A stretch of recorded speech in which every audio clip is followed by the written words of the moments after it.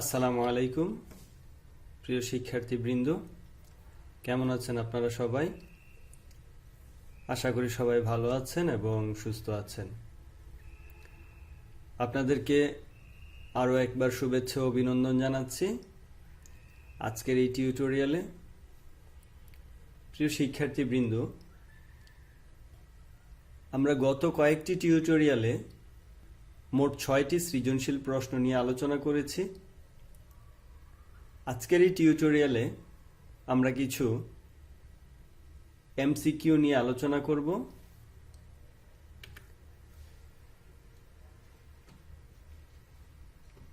তো আমরা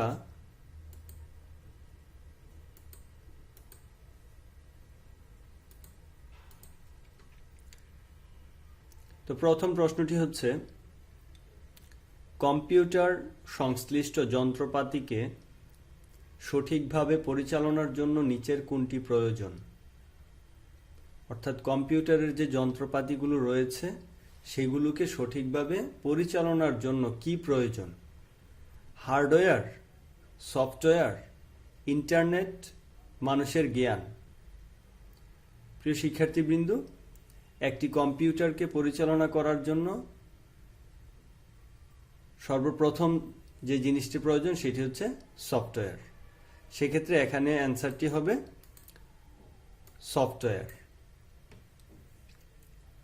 তারপরের প্রশ্নটি হচ্ছে, তথ্য ও যোগাযোগ প্রযুক্তি অপচয় কমায়, শারীরিক শ্রম বাড়ায়, ব্যয় বৃদ্ধি পায়, মানুষের মেধা ব্যবহার কমায়?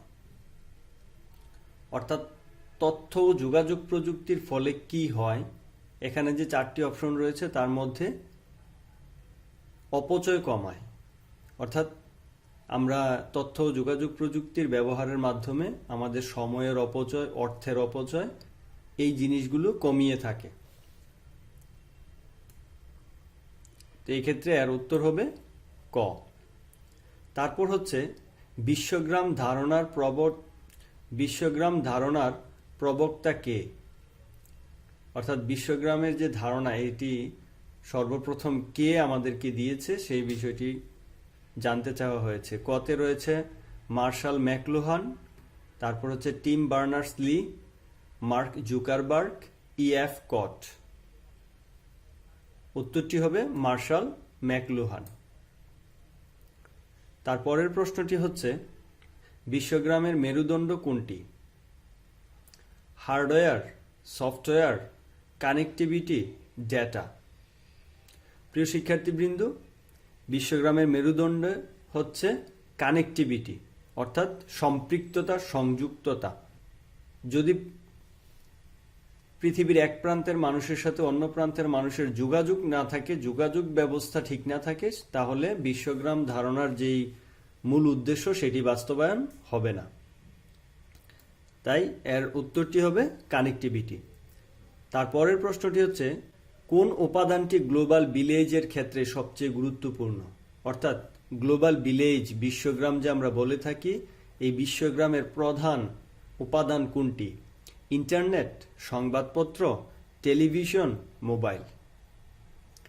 প্রিয় শিক্ষার্থীবৃন্দ, এক্ষেত্রে উত্তরটি হবে ইন্টারনেট। কারণ ইন্টারনেট হচ্ছে গ্লোবাল ভিলেজের সবচেয়ে গুরুত্বপূর্ণ উপাদান, যার মাধ্যমে আমরা খুব সহজেই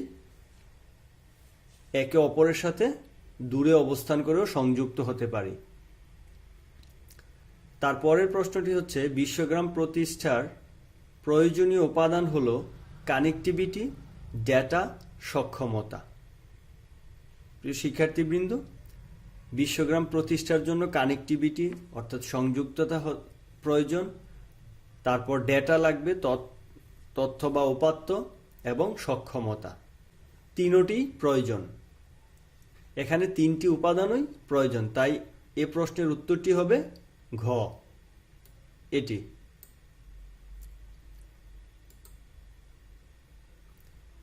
তারপরের প্রশ্নটি হচ্ছে, টেলিমেডিসিন সেবার জন্য আবশ্যক বিশেষজ্ঞ চিকিৎসক, রোগ নির্ণয় কেন্দ্র, বিশেষায়িত নেটওয়ার্ক? প্রিয় শিক্ষার্থীবৃন্দ, টেলিমেডিসিন সেবার জন্য আবশ্যক, অর্থাৎ টেলিমেডিসিন আমরা জানি যে দূরবর্তী স্থানে অবস্থান করে চিকিৎসা সেবা গ্রহণ বা প্রদান করাকেই টেলিমেডিসিন বলা হয়। সেই ক্ষেত্রে বিশেষজ্ঞ চিকিৎসক এটা প্রয়োজন আছে। রোগ নির্ণয় কেন্দ্র অর্থাৎ রোগ নির্ণয় করার জন্য একটি নির্দিষ্ট কেন্দ্র এক্ষেত্রে প্রয়োজন নেই। তারপর বিশেষায়িত নেটওয়ার্ক, দূরবর্তী স্থানে অবস্থান করে যদি ভিডিও কনফারেন্সিং বা অডিও কনফারেন্সিং এর মাধ্যমে চিকিৎসা সেবা আদান প্রদান করতে হয়, সেই ক্ষেত্রে কিন্তু বিশেষ ধরনের নেটওয়ার্ক প্রয়োজন। অতএব এই প্রশ্নের উত্তরে আমরা বলতে পারি 1 এবং 3। তাহলে এখানে উত্তরটি হবে খ নং। তারপরে নিচের উদ্দীপকটি পড়ো এবং 8 ও 9 নং প্রশ্নের উত্তর দাও। ডাক্তার রাজ শহরে অবস্থান করেও প্রত্যন্ত অঞ্চলে সরাসরি চিকিৎসা সেবা দিয়ে থাকেন। তিনি তার বন্ধুর আঁচিলের অপারেশনে নিম্ন তাপমাত্রা প্রয়োগ করে চিকিৎসা করেন এবং তিনি দ্রুত সুস্থ হয়ে বাড়ি ফিরে যান। 8 নং প্রশ্ন হচ্ছে, প্রত্যন্ত অঞ্চলে চিকিৎসা দেওয়ার প্রক্রিয়াটি হচ্ছে ভিডিও কনফারেন্স, টেলিমেডিসিন, ইমেইল। প্রিয় শিক্ষার্থীবৃন্দ, শহরে অবস্থান করে গ্রাম অঞ্চলে চিকিৎসা সেবা দেওয়ায় ভিডিও কনফারেন্সিং এটি হতে পারে। তারপর টেলিমেডিসিন, আমরা জানি যে ভিডিও কনফারেন্সিং বা অডিও কনফারেন্সিং অথবা মোবাইল ফোনের মাধ্যমে যে চিকিৎসা সেবা দেওয়া হয় সেটাকে টেলিমেডিসিন বলে। ইমেইল, এক্ষেত্রে ইমেইলটি প্রযোজ্য নয়। অতএব আমরা বলতে পারি 8 নং প্রশ্নের উত্তরটি হবে 1 এবং 2 অর্থাৎ ক নং। 9 নং প্রশ্নটি হচ্ছে, বন্ধুর চিকিৎসায় ব্যবহৃত পদ্ধতির প্রভাবে পার্শ্ব প্রতিক্রিয়া কম হবে, রোগীর ব্যথা কম হবে, সুস্থ হতে সময় কম লাগবে। প্রিয় শিক্ষার্থীবৃন্দ, এক্ষেত্রে 3টি অপশনই প্রযোজ্য। কারণ ক্রায়োসার্জারিতে পার্শ্ব প্রতিক্রিয়া কম, রোগীর ব্যথা কম হয়ে থাকে, সুস্থ হতে সময় কম লাগবে। তারপর 10 নং প্রশ্নটি হচ্ছে, কোন তত্ত্বের উপর ভার্চুয়াল রিয়েলিটি প্রতিষ্ঠিত? মর্গান তত্ত্ব, সিমুলেশন তত্ত্ব, কম্পিউটার তত্ত্ব, ভার্চুয়াল তত্ত্ব। এখানে উত্তরটি হবে সিমুলেশন তত্ত্ব, কারণ ভার্চুয়াল রিয়েলিটিতে সিমুলেশন তত্ত্ব ব্যবহার করা হয়। এক্ষেত্রে উত্তরটি হবে সিমুলেশন তত্ত্ব। তারপরের প্রশ্নটি হচ্ছে, ভার্চুয়াল রিয়েলিটির বৈশিষ্ট্য কোনটি? তথ্য আদান প্রদান, বাস্তব জগতে বিচরণ, দ্বিমাত্রিক জগতে প্রবেশ, কাল্পনিক জগতে বিচরণ। তথ্য আদান প্রদান করা হয় না, বাস্তব জগতে বিচরণ করা হয় না, দ্বিমাত্রিক জগতে প্রবেশ তাও নয়, কাল্পনিক জগতে বিচরণ। কারণ ভার্চুয়াল রিয়েলিটি আমরা জানি যে ভার্চুয়াল রিয়েলিটি ব্যবহারকারী কাল্পনিক জগতে বিচরণ করে থাকে। অতএব এই প্রশ্নের উত্তরটি হবে ঘ। তারপরের প্রশ্নটি হচ্ছে, কম্পিউটার সিমুলেশন প্রয়োগের ক্ষেত্র কোনটি? কম্পিউটার সিমুলেশন প্রয়োগের ক্ষেত্র কোনটি? Cryosurgery, virtual reality, internet, video conferencing. প্রিয় শিক্ষার্থীবৃন্দ, কম্পিউটার সিমুলেশন প্রয়োগ করা হয়ে থাকে ভার্চুয়াল রিয়েলিটিতে। তারপরের প্রশ্নটি হচ্ছে, ভার্চুয়াল রিয়েলিটির প্রভাব রয়েছে সামরিক ক্ষেত্রে, প্রশিক্ষণে, শিক্ষাক্ষেত্রে। আমরা জানি ভার্চুয়াল রিয়েলিটি সামরিক ক্ষেত্রেও রয়েছে, প্রশিক্ষণের ক্ষেত্রেও ভার্চুয়াল রিয়েলিটি ব্যবহার করা হয়, শিক্ষাক্ষেত্রেও ভার্চুয়াল রিয়েলিটি ব্যবহার করা হয়। অতএব এর উত্তরটি হবে ঘ নং, 1, 2 ও 3। তারপর মানুষের চিন্তা ভাবনাকে যন্ত্রের মাধ্যমে প্রকাশ করার প্রযুক্তি কোনটি? বায়োমেট্রিক্স, বায়ো ইনফরমেটিক্স, কৃত্রিম বুদ্ধিমত্তা, ভার্চুয়াল রিয়েলিটি। সেটি হচ্ছে কৃত্রিম বুদ্ধিমত্তা, অর্থাৎ আর্টিফিশিয়াল ইন্টেলিজেন্সি যেটাকে বলা হয়ে থাকে। কৃত্রিম বুদ্ধিমত্তা প্রধানত কোথায় ব্যবহৃত হয়? Biometrics, bio informatics, robotics, nano technology. কৃত্রিম বুদ্ধিমত্তা সাধারণত রোবোটিক্সে ব্যবহৃত হয়। এক্সপার্ট সিস্টেম কি? অ্যাপ্লিকেশন, যন্ত্র, রোবট, নিউরাল নেটওয়ার্ক। প্রিয় শিক্ষার্থীবৃন্দ, এর উত্তরটি হবে অ্যাপ্লিকেশন। এক্সপার্ট সিস্টেম হচ্ছে একটি অ্যাপ্লিকেশন, অর্থাৎ একটি কম্পিউটার প্রোগ্রাম যেটি মানুষের মতো বিভিন্ন বিষয়ে সিদ্ধান্ত নিতে পারে। তারপর হচ্ছে রোবোটিক্স কি? রোবট বিজ্ঞান, রোবটের ক্রিয়ানীতি, শিল্পে ব্যবহৃত রোবট, রোবট তৈরিতে ব্যবহৃত ভাষা।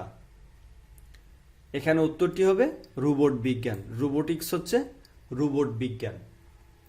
তারপর হচ্ছে অ্যাকচুয়েটর ব্যবহার করা হয় কোন ক্ষেত্রে? Robotics, biometrics, virtual reality, bio informatics. Actuator হচ্ছে রোবটের হাত এবং পায়ের পেশি, যেগুলো যান্ত্রিকভাবে ঘোরানো যায়। তো এক্ষেত্রে উত্তরটি হবে রোবোটিক্স। তারপরের প্রশ্ন হচ্ছে রোবোটিক্সের ক্ষেত্রে প্রযোজ্য হার্ডওয়্যার, আর্টিফিশিয়াল ইন্টেলিজেন্সি, নতুন গবেষণা পরিচালনা। প্রিয় শিক্ষার্থীবৃন্দ, রোবোটিক্সের জন্য প্রয়োজন হার্ডওয়্যার এবং আর্টিফিশিয়াল ইন্টেলিজেন্সি। তাহলে উত্তরটি হচ্ছে 1 এবং 2। রোবট ব্যবহৃত হয় বাসাবাড়িতে, গৃহস্থলী কাজে, পরিকল্পনা প্রণয়নে, খনির অভ্যন্তরীণ কাজে। তাহলে আমরা জানি রোবট ব্যবহৃত হয় বাসাবাড়ির, গৃহস্থলী কাজে এবং খনির অভ্যন্তরীণ কাজে, পরিকল্পনা প্রণয়নে নয়। অতএব উত্তরটি হবে 1 এবং 3, অর্থাৎ খ নং। তারপর হচ্ছে ক্রায়োসার্জারিতে ব্যবহৃত প্রধান উপাদান: অক্সিজেন, নাইট্রোজেন, হাইড্রোজেন, মিথেন। এক্ষেত্রে উত্তরটি হবে নাইট্রোজেন। তারপরে হচ্ছে ক্রায়োসার্জারি ব্যবহৃত হয় প্লাস্টিক সার্জারিতে, হার্টের বাইপাসে, চোখের লেন্স প্রতিস্থাপনে, লিভার ক্যান্সারে। এই প্রশ্নের উত্তরটি হবে লিভার ক্যান্সারে। তারপর ডেটা কমিউনিকেশন মাধ্যম হচ্ছে twisted pair cable, radio wave, modem. প্রিয় শিক্ষার্থীবৃন্দ, আমরা জানি ডেটা কমিউনিকেশন মাধ্যম হচ্ছে যার মধ্য দিয়ে ডেটা চলাচল করে। তাহলে আমরা জানি টুইস্টেড পেয়ার কেবল, তারপর রেডিও ওয়েভের মাধ্যমে ডেটা এক স্থান থেকে অন্য স্থানে আদান প্রদান করা হয়ে থাকে, কিন্তু মডেম দিয়ে নয়। মডেমের কাজ হচ্ছে সে ডেটাকে অ্যানালগকে ডিজিটালে পরিণত করে এবং ডিজিটাল সিগন্যালকে অ্যানালগে রূপান্তর করে। এক্ষেত্রে উত্তরটি হবে 1 এবং 2, অর্থাৎ ক নং। তারপর কম্পিউটার থেকে প্রিন্টারে ডেটা স্থানান্তরিত হয় narrow band, boys band, half duplex, full duplex. অর্থাৎ কম্পিউটার থেকে প্রিন্টারে যে ডেটা স্থানান্তরিত হয় সেটি হচ্ছে ভয়েস ব্যান্ড। তারপর ভয়েস ব্যান্ড এর সর্বোচ্চ গতি কত? 6900 বিপিএস, 6900 কেবিপিএস, 9600 বিপিএস, 9600 কেবিপিএস। প্রিয় শিক্ষার্থীবৃন্দ, ভয়েস ব্যান্ডের সর্বোচ্চ গতি হচ্ছে 9600 বিপিএস। তাহলে উত্তরটি হবে গ। তারপর একটি চ্যানেল দিয়ে 3 সেকেন্ডে 8100 বিট স্থানান্তরিত হলে তার ব্যান্ডউইথ কত? অর্থাৎ একটি চ্যানেল দিয়ে 3 সেকেন্ডে 8100 বিট স্থানান্তরিত হয়, তাহলে এর ব্যান্ডউইথ কত? আমরা জানি 1 সেকেন্ডে যে পরিমাণ ডেটা স্থানান্তরিত হয় সেইটাই হচ্ছে ব্যান্ডউইথ। তাহলে এই 8300কে যদি আমরা 3 দ্বারা ভাগ করি, তাহলে 1 সেকেন্ডে কত বিট ট্রান্সফার হচ্ছে সেটা আমরা জানতে পারবো। তাহলে 3 দিয়ে 8100কে ভাগ করলে হয় 2700 বিপিএস। তার মানে হচ্ছে একটি চ্যানেল দিয়ে 3 সেকেন্ডে 8100 বিট স্থানান্তরিত হলে তার ব্যান্ডউইথ হচ্ছে 2700 বিপিএস। তো উত্তরটি হচ্ছে গ। নিচের চিত্রটি কোন মোডের? Simplex, half duplex, multicast, full duplex. তাহলে হাফ ডুপ্লেক্স হচ্ছে ডেটা দুই দিকেই স্থানান্তরিত হয়, আদান প্রদান করা যায়, কিন্তু একসাথে নয়। তাহলে এখানে আমরা দেখতে পাচ্ছি এই এ থেকে ডেটা একদিকে যাচ্ছে, বি সি ডি ই এর দিকে যাচ্ছে, কিন্তু এগুলো থেকে এ এর দিকে যাচ্ছে না, অতএব এটা হাফ ডুপ্লেক্স নয়। মাল্টিকাস্ট, মাল্টিকাস্ট হচ্ছে নেটওয়ার্কের অধীনে অনুমোদন প্রাপ্ত যে ডিভাইসগুলো থাকবে সেগুলো ডেটা গ্রহণ করতে পারবে। এক্ষেত্রে আমরা দেখতে পাচ্ছি সবগুলো ডিভাইসই ডেটা গ্রহণ করছে, অতএব এটি মাল্টিকাস্ট নয়। ফুল ডুপ্লেক্স, আমরা জানি একই সময়ে উভয় দিকে ডেটা আদান প্রদান করা হয়ে থাকে, তাহলে এখান থেকে ডেটা কিন্তু একদিকেই প্রবাহিত হচ্ছে। তাহলে ডেটা একদিকে প্রবাহিত হয় যে পদ্ধতি সেটাকে বলা হয় সিমপ্লেক্স, অতএব এই উত্তরটি হবে simplex.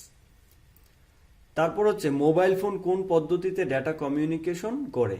Simplex, half duplex, full duplex, multicast.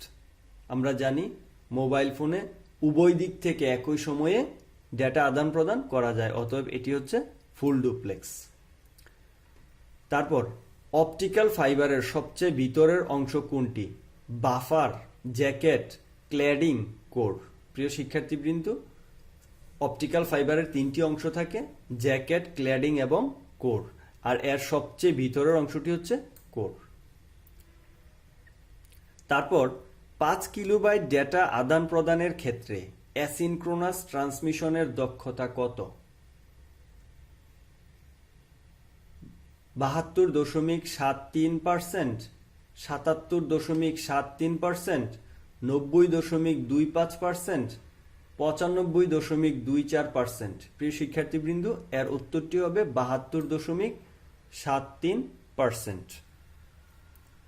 অর্থাৎ 5 কিলোবাইট ডেটা আদান প্রদানের ক্ষেত্রে অ্যাসিনক্রোনাস পদ্ধতিতে যে ডেটা আদান প্রদান হয়ে থাকে সেক্ষেত্রে এর দক্ষতা হচ্ছে 72.73%।